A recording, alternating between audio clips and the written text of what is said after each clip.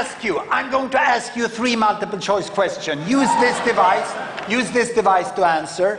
The first question is, how did the number of deaths per year from natural disaster, how does that change during the last century? Did it more than double?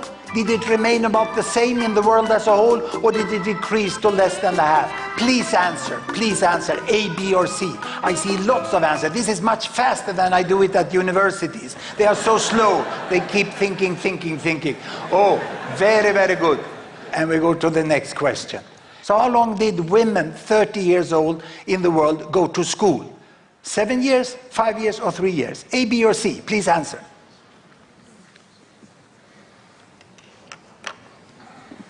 And we go to the next question. In the last 20 years, how did the percentage of people in the world who live in extreme poverty change? Extreme poverty, not having enough food for the day. Did it almost double? Did it remain more or less the same, or did it half? A, B, or C? Now, answers. You see, death from natural disasters in the world. You can see it from this graph here. From 1900 to 2000. In 1900, there was about 500,000 people who died every year from natural disaster. Floods, earthquake, volcanic eruption, whatever, droughts. And then, how did that change? We asked, Gapminder asked the public in Sweden. This is how they answered. The Swedish public answered like this. 50% thought it had doubled, 38% said it's more or less the same, 12% said it had halved.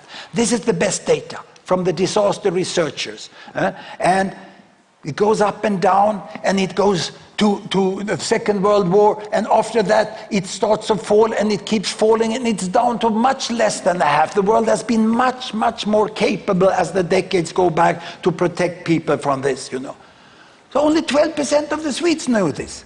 So I went to the zoo and I asked the chimps.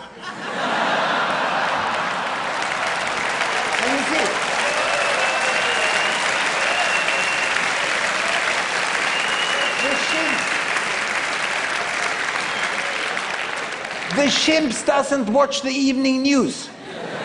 So the chimps, they just choose by random. So the Swedes answer worse than random. Now, how did you do? That's you. You were beaten by the chimps. But it was close. You were 3 times better than the Swedes, But that's not enough. You shouldn't compare yourself to Swedes, You must have higher ambitions in the world. Let's look at the next answer here. Women in school. Here you can see men went 8 years. How long did women go to school? Well, we asked the Swedes like this. And that gives you a hint, doesn't it? The right answer is probably the one where fewest Swedes pick, isn't it? Let's see. Here we come. Yes. Women have almost catched up. This is the US public. And this is you. Here you come. Ooh. Well, congratulations, you're twice as good as the Swedes, but you're not with me. So how come? I think it's like this, that everyone is aware of that there are countries and there are areas where girls have great difficulties. They are stopped when they go to school, and it's disgusting. But in the majority of the world, where most people in the world live, most countries, girls today go to school as long as boys, more or less. That doesn't mean that gender equity is achieved, not at all. They still are confronted to terrible limitations. But schooling is there in the world today. Now, we miss the majority. When you answer according to the worst places, and there you are right, but you miss the majority. What about poverty? Well, it's very clear that poverty here was almost halved. And in US, when we asked the public, only 5% got it right. And you? You almost made it to the chimp. That little, just a few of you, There must be preconceived ideas, And many in the rich countries, they think that, oh, we can never end extreme poverty. Of course they think so, because they don't even know what has happened. The first thing to think about the future is to know about the present. These questions were a few of the first one in the pilot phase of the ignorance project in Gapminder Foundation that we run. It was started, this project, last year by my boss and also my son, Ola Rosling. He's co-founder and director. And he wanted, Ola told me, we have to be more systematic when we fight devastating ignorance. So already the pilots revealed this, that so many in the public score worse than random. So we had to think about preconceived ideas. And one of the main preconceived ideas is about world income distribution. Look here, this is how it was 1975. It's the number of people on each income. From $1 a day.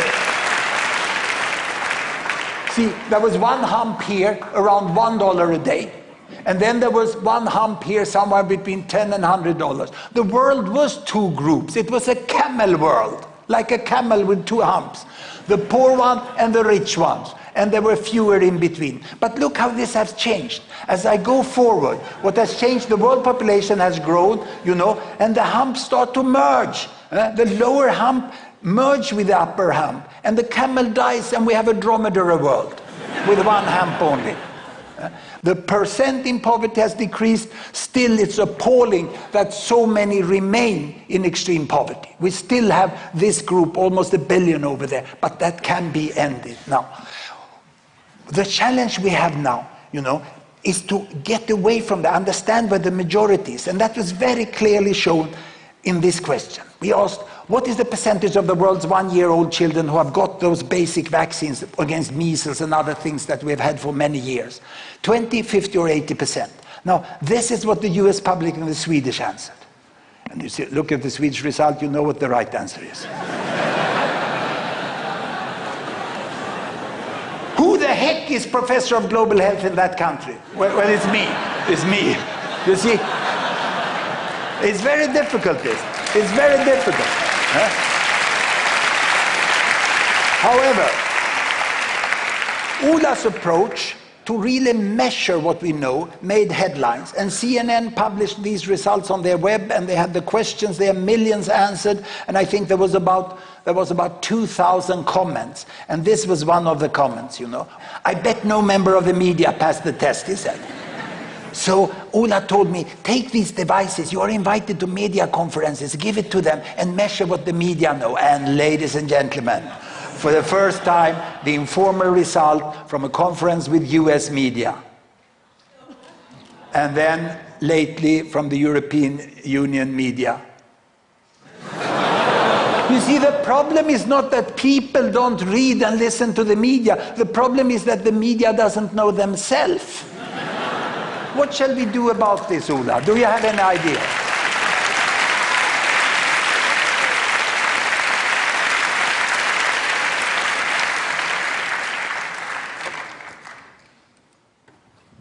Yes, I have an idea, but first, I'm so sorry that you were beaten by the chimps. Fortunately, I will be able to comfort you by showing why it was not your fault, actually. Then I will equip you with some tricks for beating the chimps in the future. That's basically what I will do. But first, let's look at why are we so ignorant. And it all starts in this place. It's Hudiksvall. It's a city in northern Sweden. It's a neighborhood where I grew up. And it's a neighborhood with a large problem. Actually, it has exactly the same problem which existed in all the neighborhoods where you grew up as well. It was not representative, okay? It gave me a very biased view of how life is on this planet. So this is the first piece of the ignorance puzzle. We have a personal bias. We have all different experiences from communities and people we meet. And on top of this, we start school and we add the next problem. Well, I like schools, but teachers tend to teach outdated worldview because they learned something when they went to school and now they describe this word to the students without any bad intentions. And those books, of course, that are printed are outdated in a world that changes. And there is really no practice to keep the teaching material up to date. So that's what we're focusing on. So we have these outdated facts added on top of our personal bias. What happens next is news, okay? An excellent journalist knows how to pick the story that will make headlines, and people will read it because it's sensational. It's unusual events are more interesting, don't? And they are exaggerated, and especially things we're afraid of would get, I mean, a shark attack on a Swedish person would get headlines for weeks in Sweden, you know? Okay, so these three skewed sources of information was really hard to get away from, wasn't it? You know, they kind of bombardize us and equip our mind with a lot of strange ideas, and on top of it we put the very thing that makes us humans, our human intuition, okay? It was good in evolution. It helped us generalize and jump to conclusions very, very fast. It helped us exaggerate what we're afraid of. And we see causality where there is none. And we then get an illusion of confidence where we believe that we are the best car drivers above the average. Everybody answered that question. Yeah, I drive cars better. Okay, this was good evolutionary, but now when it comes to the worldview, it is the exact reason why it's upside down. The trends that are increasing are instead falling, and the other way around. And in this case, the chimps use our intuition against us, and it becomes our weakness instead of our strength. It was supposed to be our strength, wasn't it? So how do we solve such problem? First, we need to measure it, and then we need to cure it. So by measuring it, we can understand what is the pattern of ignorance. We started the pilot last year, and now we're pretty sure that we will encounter a lot of ignorance across the whole world. And the idea is really to scale it up to all domains or dimensions of global development, such as climate, endangered species, human rights, gender equality, energy, finance. All different sectors have facts, and there are organizations trying to spread awareness about these facts. So I've started actually contacting some of them, like WWF and Amnesty International and UNICEF, and asking them, what are your favorite facts which you think the public don't know? Okay, I gather those facts. Imagine a long list with, say, 250 facts.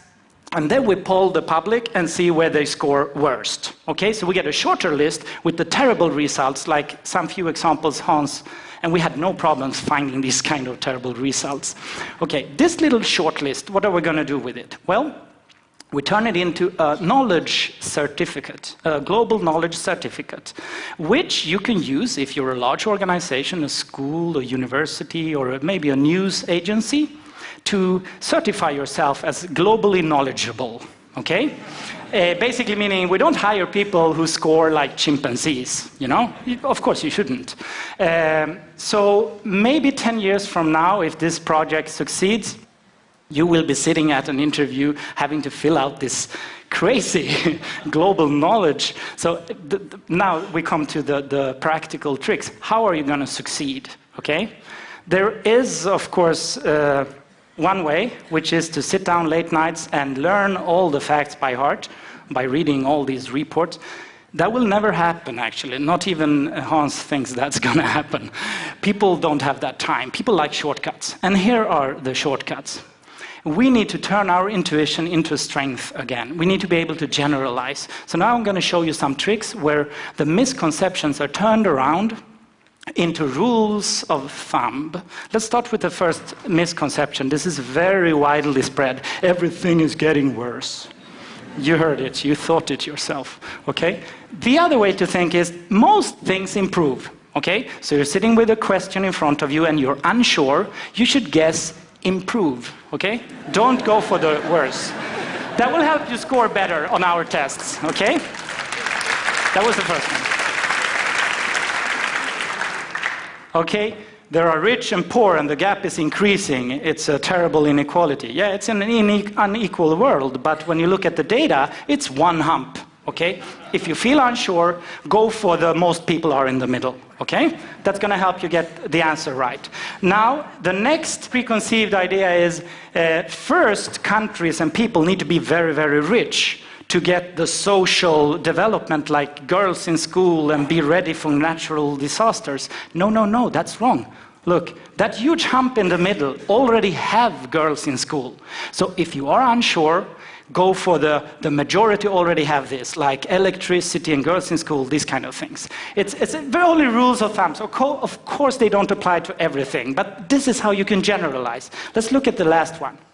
Yes, this is a good one. Sharks are dangerous, okay. No, yes, but... But they are not so important in the global statistics. That's what I'm saying. I'm very afraid of sharks. So as soon as I see a question about things I'm afraid of, which might be earthquakes, other religions, maybe I'm afraid of terrorists or sharks, anything that make me feel, assume you're going to exaggerate the problem. Okay? That's a rule of thumb. Of course, there are dangerous things that are also great. Sharks kill very, very few. That's how you should think. With these 4 rules of thumb, you could probably answer better than the chimps, because the chimp cannot do this. They cannot generalize these kind of rules, okay? And hopefully we can turn your world around and we're going to beat the chimps, okay?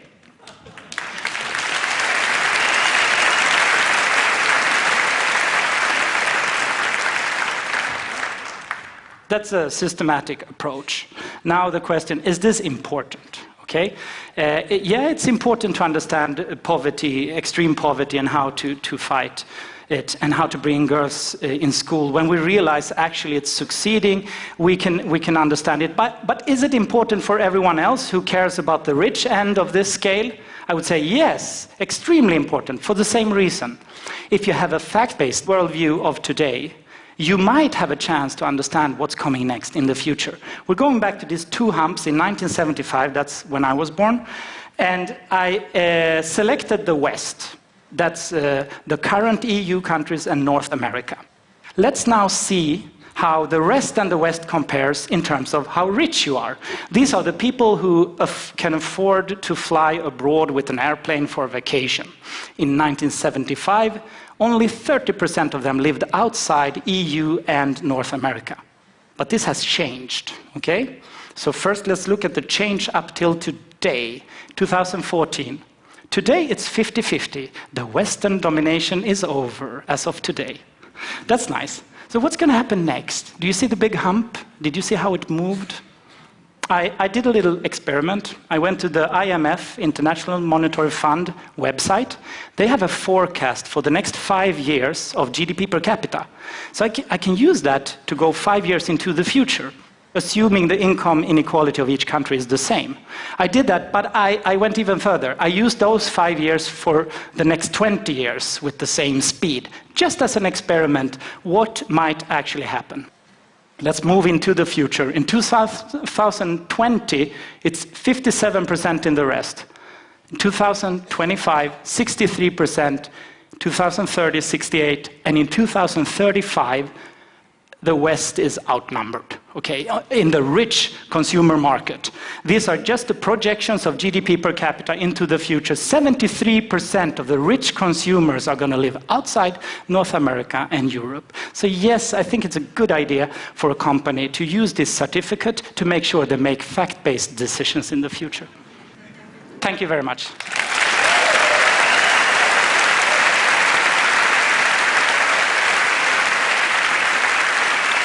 Hans and Rosling. Thank you.